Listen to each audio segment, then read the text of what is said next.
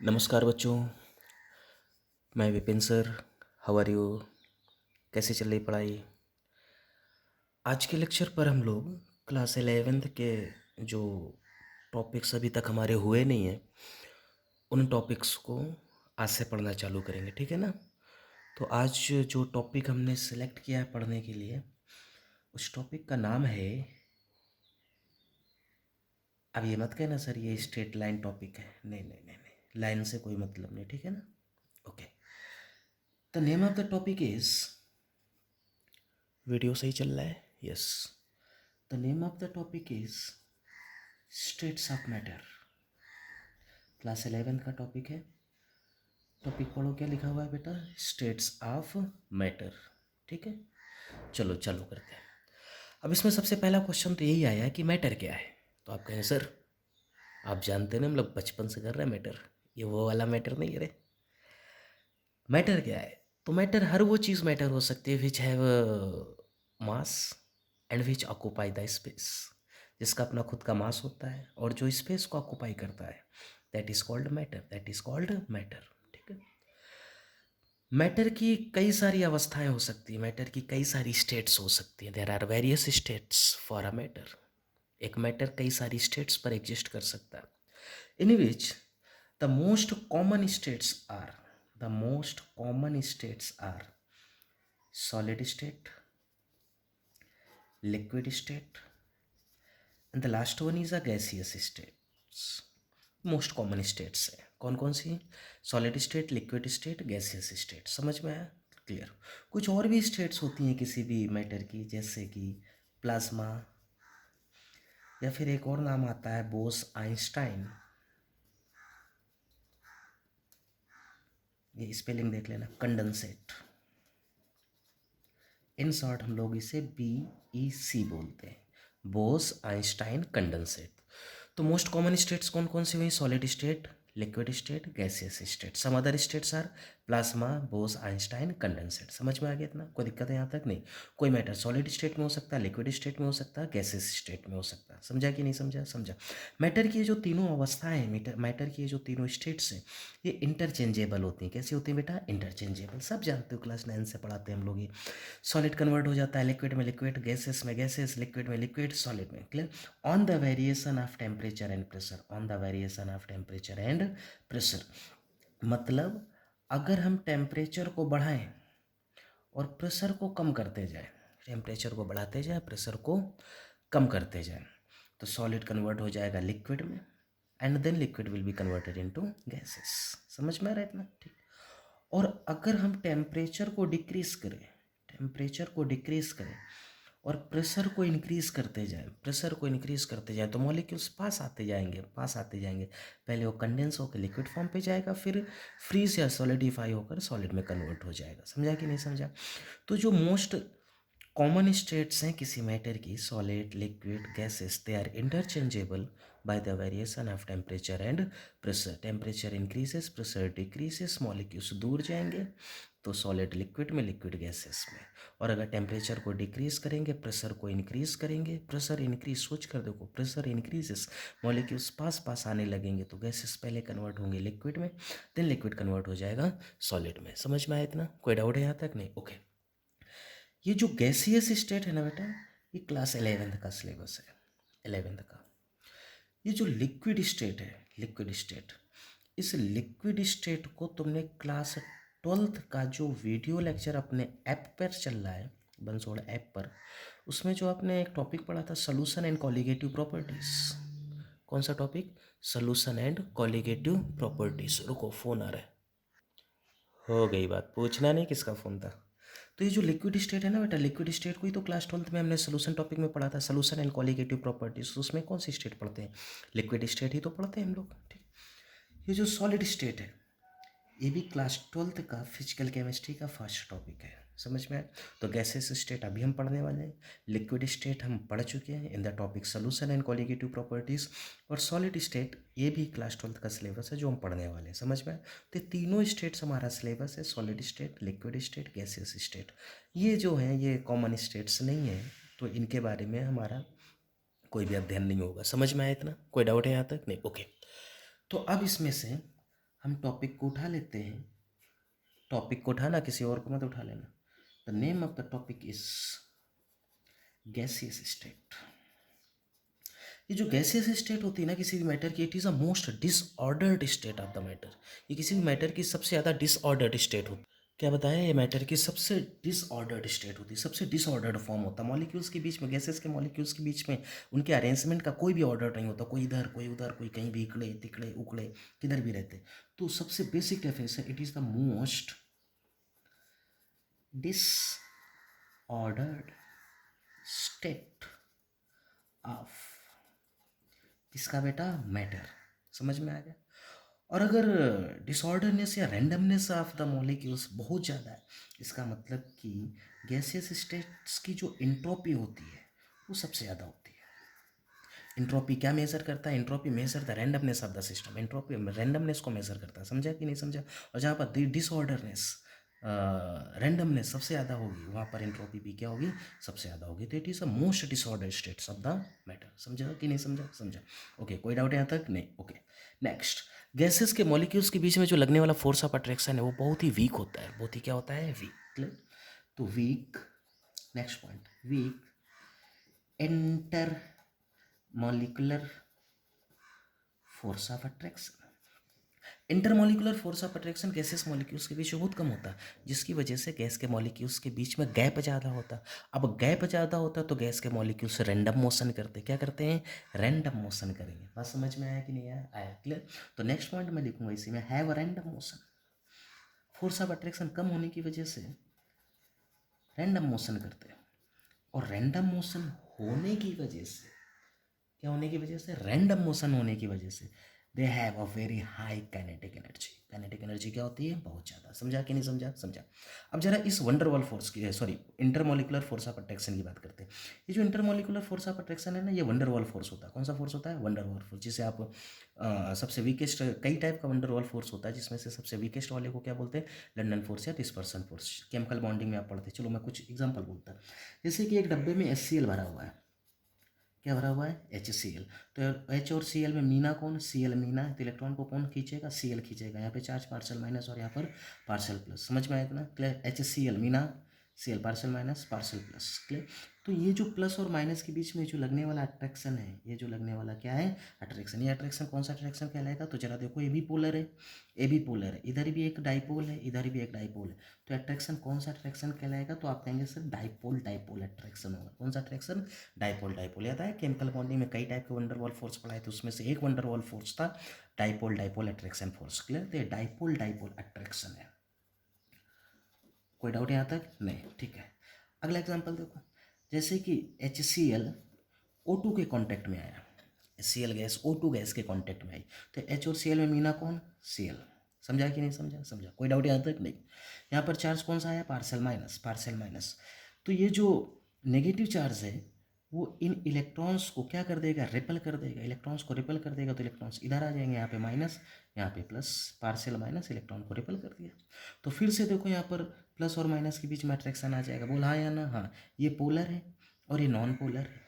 इस polar molecule ने इस नॉन पोलर मॉलिक्यूल में एक डाइपोल को इंड्यूस कर दिया है। एक डाइपोल को क्या कर दिया, इंड्यूस। मैं ये आपको अट्रैक्शन नहीं पढ़ा रहा, ये पढ़ा चुका हूँ मैं केमिकल बॉन्डिंग में। तो यहाँ पर कौन सा अट्रैक्शन फोर्स आएगा, तो आप कहेंगे सर दिस इज डाइपोल, और इस डाइपोल ने इस पे डाइपोल को इंड्यूस कर दिया। तो dipole, induced dipole attraction force. ये जितने भी अट्रैक्शन फोर्स से लिखे जा रहे हैं सभी weak intermolecular force of attraction है। कैसे हैं, weak intermolecular force of attraction. बात समझ में आ रहा है कि नहीं आ रहा, आ रहा। कोई दिक्कत है यहाँ तक नहीं। जैसे किसी डब्बे में ऑक्सीजन गैस भरी हुई है, कौन सी गैस भरी हुई है, ऑक्सीजन गैस। तो ऑक्सीजन गैस भरी हुई है, तो O2 के मॉलिक्यूल O2 के कॉन्टैक्ट में होंगे। समझा कि नहीं समझा, समझा। कोई डाउट है यहाँ तक नहीं। एट अ पर्टिकुलर इंस्टेंट, किसी एक इंस्टेंट पर O2 के जितने भी इलेक्ट्रॉन्स हैं वो सभी घूमते घूमते मॉलिक्यूलर ऑर्बिटल में, सपोज करो इस साइड आ गए, सारे के सारे इलेक्ट्रॉन्स इधर आ गए, तो इधर इलेक्ट्रॉन की कमी हो जाएगी। और अगर इधर इलेक्ट्रॉन की कमी मतलब यहाँ पे प्लस चार्ज हो, तो ये इधर वाले इलेक्ट्रॉन्स को अपनी तरफ खींच लेगा, तो इधर पार्शियल प्लस। बोल हाँ या ना, हाँ। फिर से प्लस माइनस आया, अट्रैक्शन होगा।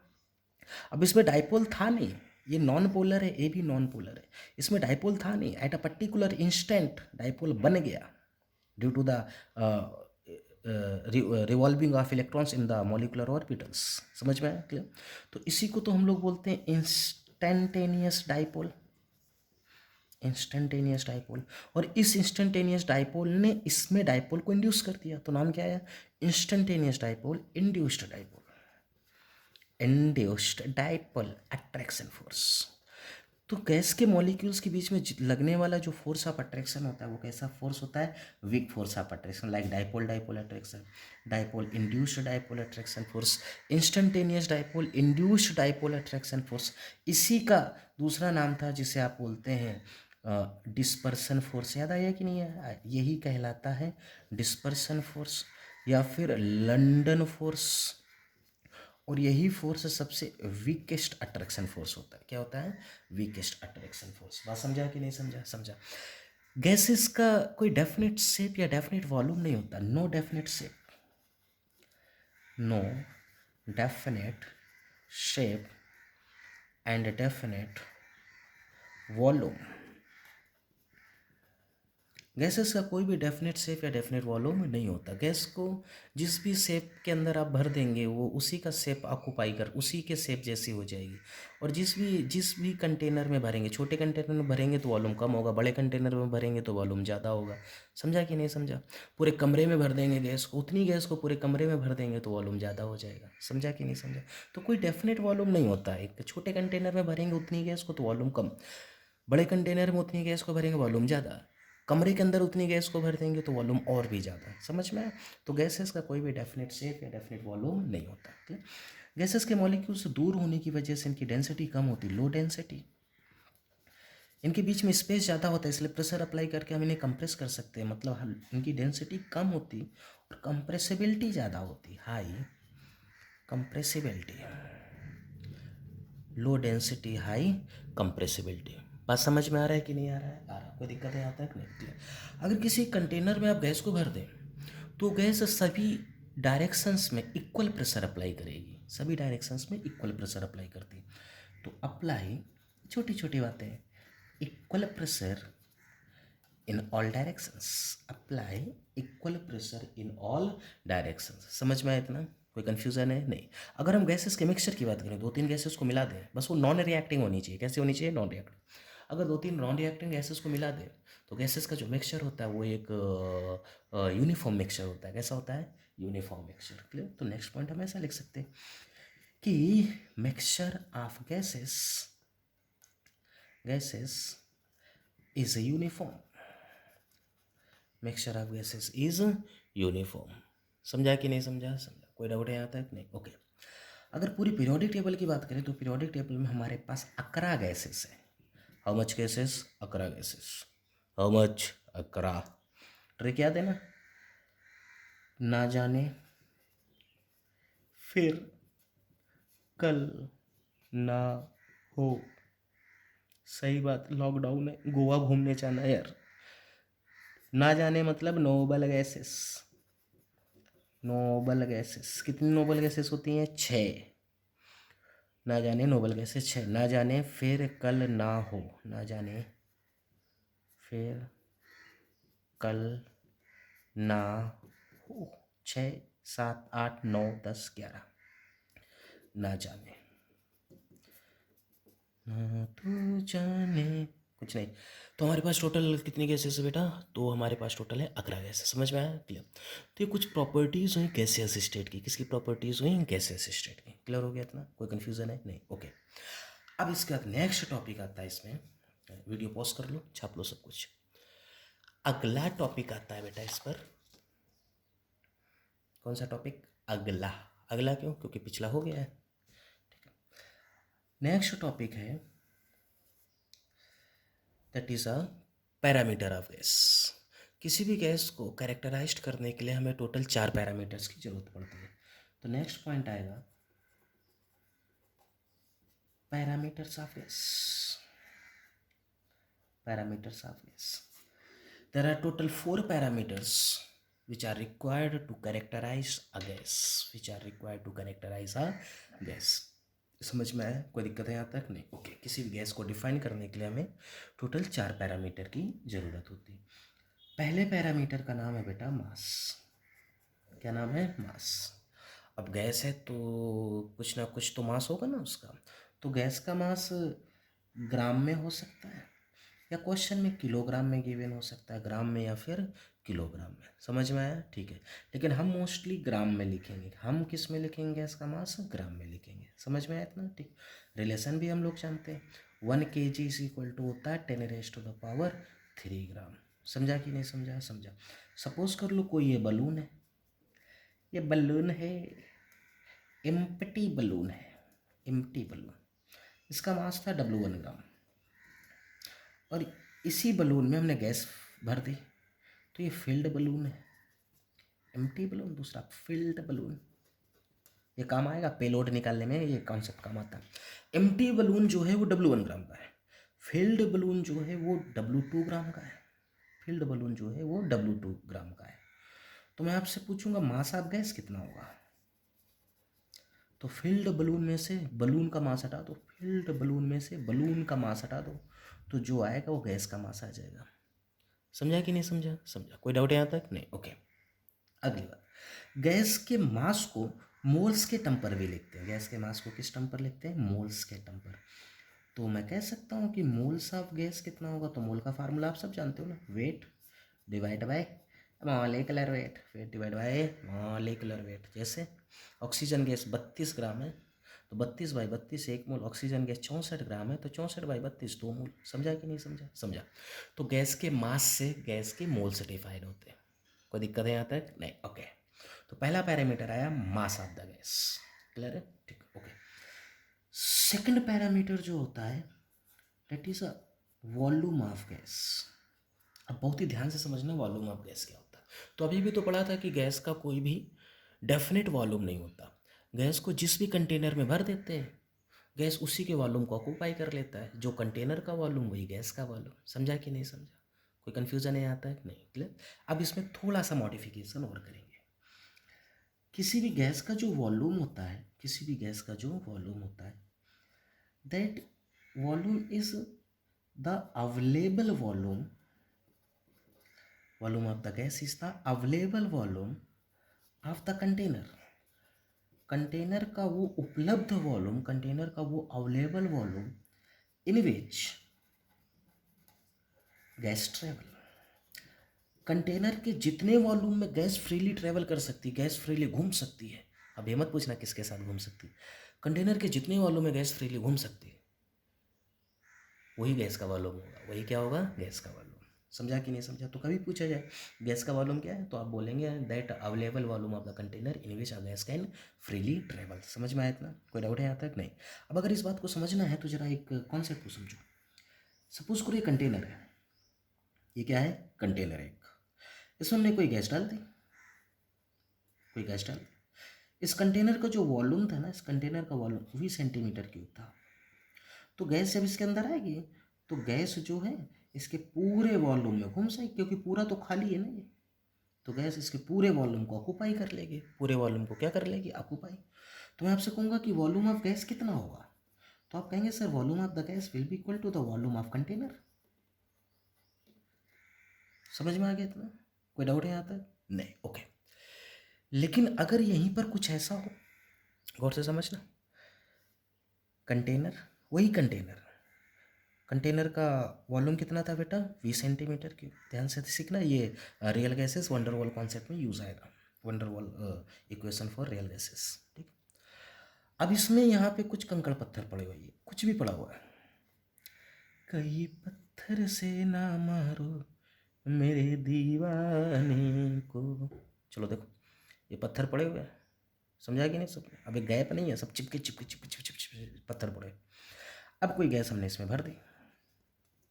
अब मैं आपसे पूछूंगा वॉल्यूम ऑफ गैस कितना होगा, तो आप मुझे बताओ गैस जब इसके अंदर आएगी तो वॉल्यूम क्या तो क्या गैस पूरे वॉल्यूम को ऑक्यूपाई कर सकती है क्या, पूरे में घूम सकती है क्या, नहीं। आप कहेंगे नहीं सर गैस इतने में नहीं आ सकती, गैस सिर्फ इतने में रहेगी, इतने में रहेगी।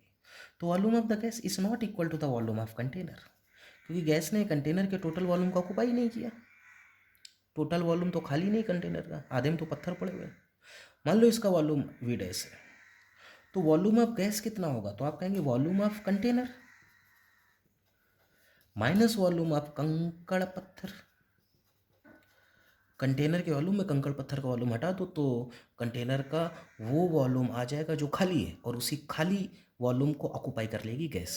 कंटेनर का जितना वॉल्यूम खाली होगा, जितना वॉल्यूम अवेलेबल होगा, उतनी वॉल्यूम को गैस ऑक्यूपाई कर सकती है, और वही उस गैस का वॉल्यूम होगा। समझा कि नहीं समझा?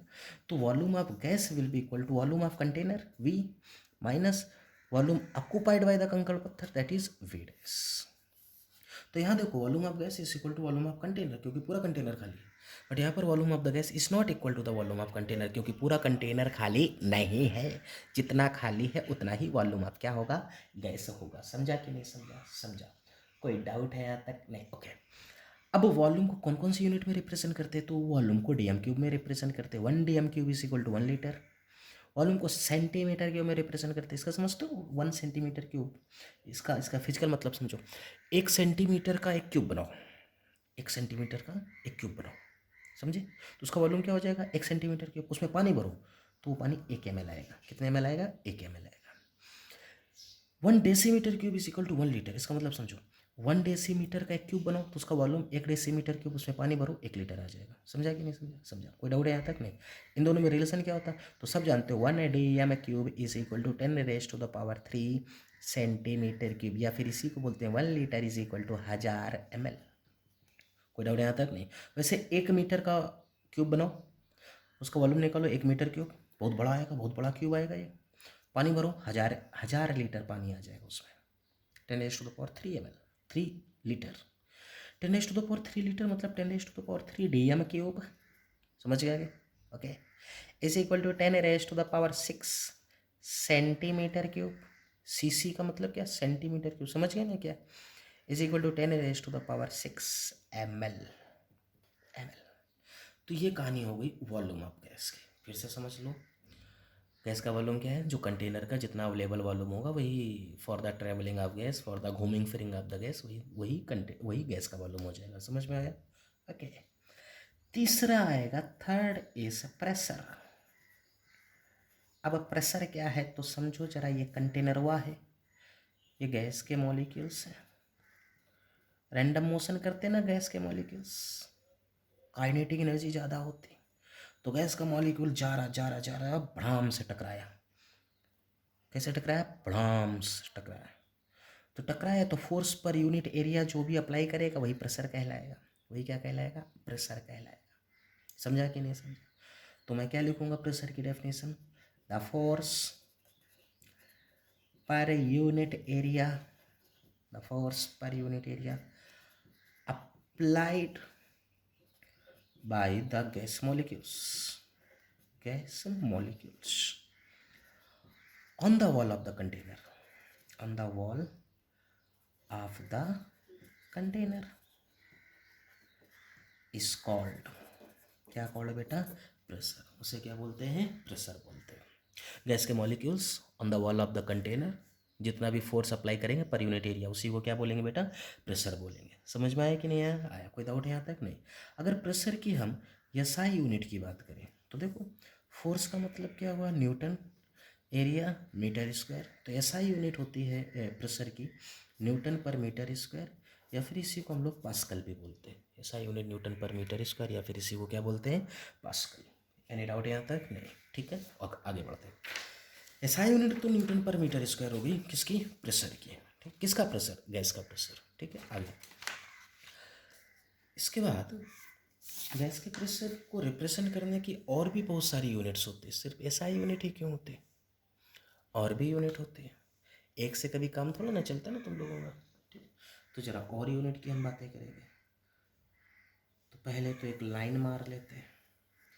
लाइन मार ले। अब आगे बढ़ते हैं। प्रेशर की कुछ और भी यूनिट्स होती हैं, जिसमें से एक यूनिट काफ़ी फेमस, जिसे हम एटीएम बोलते हैं। क्या बोलते हैं? एटीएम बोलते हैं। क्लियर? तो जरा समझो ध्यान से। 1 ATM is equal to 76 centimetre HG। 1 ATM is equal to 76 centimetre HG। Centimetre HG भी प्रेशर की यूनिट है। 1 सेंटीमीटर में 10 मिलीमीटर होता, तो 76 सेंटीमीटर में 760 mm HG is equal to 760 torr. 760 torr. यहाँ से एक बात तो समझ में आ गई कि 1 mmHg is equal to 1 torr होगा। कोई दिक्कत है नहीं, ये याद करो सभी लोग, ये कन्वर्जन में काम आएगा। 1 ATM is equal to 76 centimetre HG is equal to 760 mmHg is equal to 760 torr and 1 mmHg is equal to 1 torr. Clear हो गया इतना? ठीक है।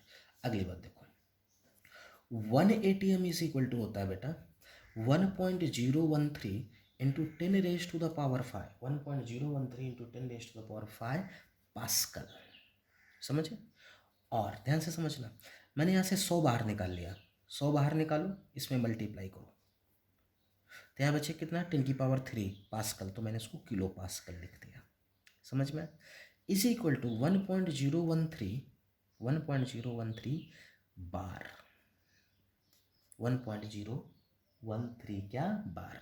That means we can say that कि 1 बार इज इक्वल टू इतना pascal is equal to इतना bar, तो ये कट गया, तो 1 bar is equal to 10 raise to the power 5 pascal.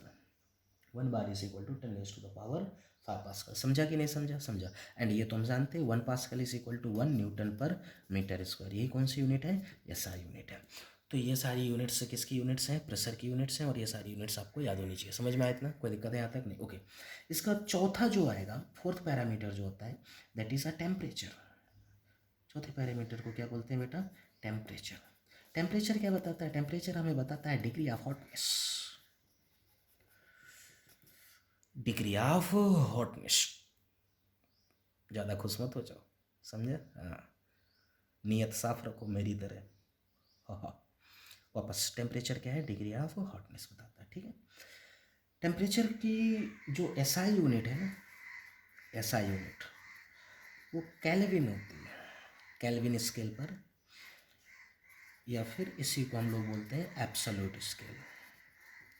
क्या बोलते हैं? एब्सोल्यूट स्केल, केल्विन या एब्सोल्यूट स्केल। समझा कि नहीं समझा? समझा। आगे देखो, temperature in kelvin is equal to temperature in degree Celsius plus 273.15 degree Celsius temperature में इतना जोड़ो तो टेम्परेचर केल्विन में आ जाता है। समझा कि नहीं समझा? समझा।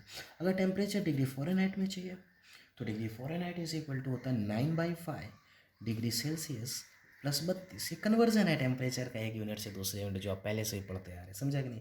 डिग्री सेल्सियस में टेम्परेचर पता है, फ़ारेनहाइट में आ जाएगा, डिग्री सेल्सियस में पता है तो केल्विन में आ जाएगा। क्लियर?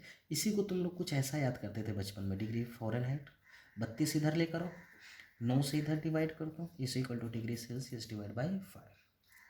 समझा कि नहीं समझा? समझा। कोई दिक्कत है यहाँ तक? नहीं। तो जैसे 27 डिग्री सेल्सियस है तो 27 में 273 जोड़ दो, 0.15 अगर स्किप कर दोगे तो भी चलेगा, नेग्लिजिबल है वो। 27 डिग्री सेल्सियस मतलब 27 प्लस 273, 27 प्लस 273 कितना हो गया? 300। तो 27 डिग्री सेल्सियस लिख देते हैं आप तक, ये तो सब जानते हो यार, बहुत बड़े हो गए। 27 डिग्री सेल्सियस मतलब 300 केल्विन। 127 डिग्री सेल्सियस मैं वही लिखूंगा जो खुद जोड़ सकता हूँ, 127 प्लस 273 400 केल्विन। समझा कि नहीं समझा? कोई दिक्कत है यहाँ तक? नहीं। क्लियर? उल्टा लिखा है, कहीं लिखा है 310 केल्विन, 310 केल्विन मतलब 37 डिग्री सेल्सियस। आप ऐसे इनको कन्वर्ट कर सकते हैं। कोई डाउट है यहाँ तक? नहीं। क्लियर? तो फिर से आ जाओ, किसी भी गैस को डिफाइन करने के लिए टोटल कितने पैरामीटर की जरूरत पड़ती है? तो आप कहेंगे सर 4 पैरामीटर की जरूरत पड़ती है। पहला कौन कौन सा? मास, गैस का उतना मास कितना वॉल्यूम ऑक्यूपाई करेगा, कितने प्रेशर और कितने टेम्परेचर पर। समझे कि नहीं समझे? समझे। जैसे मैंने आपसे कहा, पूछो क्या कहा कि 32 ग्राम, 32 ग्राम का मतलब क्या हो गया? 1 मोल, 1 मोल O2 gas, 32 gram oxygen gas at 1 ATM pressure and 0 degree Celsius temperature occupy 22.4 litre volume. ये तो सब जानते हो कि कोई भी गैस, ये कंडीशन समझ में आ गई ना? ये कंडीशन STP के कंडीशन है। कोई भी गैस अगर 1 मोल होगी तो STP पे 22.4 लीटर वॉल्यूम को ऑक्यूपाई करती है। ये हम मोल कॉन्सेप्ट में पढ़ चुके हैं। क्या पढ़ चुके हैं? 1 मोल कोई भी गैस STP पे 22.4 लीटर वॉल्यूम को क्या करती है? ऑक्यूपाई। इसी को यहाँ पर बोला गया। देखो 32 gram gas 1 ATM pressure and 0 degree Celsius पे इतना 22.4 लीटर वॉल्यूम को क्या करती है? ऑक्यूपाई करती है। तो कितनी कौन कौन सी चीज़ें आई? Weight, pressure, temperature volume, weight pressure temperature volume, total कितने पैरामीटर आए? 4 पैरामीटर्स आए किसी भी गैस को डिफाइन करने के लिए। समझा कि नहीं समझा? समझा। ऐसा कर सकते थे हम, इसी को ऐसा लिख सकते थे, 32 ग्राम की जगह कितने ग्राम हो जाती? 16 ग्राम। 16 ग्राम का मतलब समझते हो? Half mole O2 gas at STP, मतलब at 1 atm pressure and 0 degree Celsius temperature, occupy 11.2 litre volume. 11.2 litre volume. समझ में आया कि नहीं आया? 32 ग्राम 22.4 लीटर, तो 16 ग्राम 11.2 लीटर वॉल्यूम। तो किसी भी गैस O2 गैस को डिफाइन करने के लिए, जो O2 गैस है इसको डिफाइन करने के लिए कितने पैरामीटर है हमारे पास? 4। कौन कौन सा? मास, मास से मोल डिफाइन होता, प्रेशर, टेम्परेचर एंड वॉल्यूम। समझ में आ गया सभी? कोई डाउट है यहाँ तक? नहीं, ओके। तो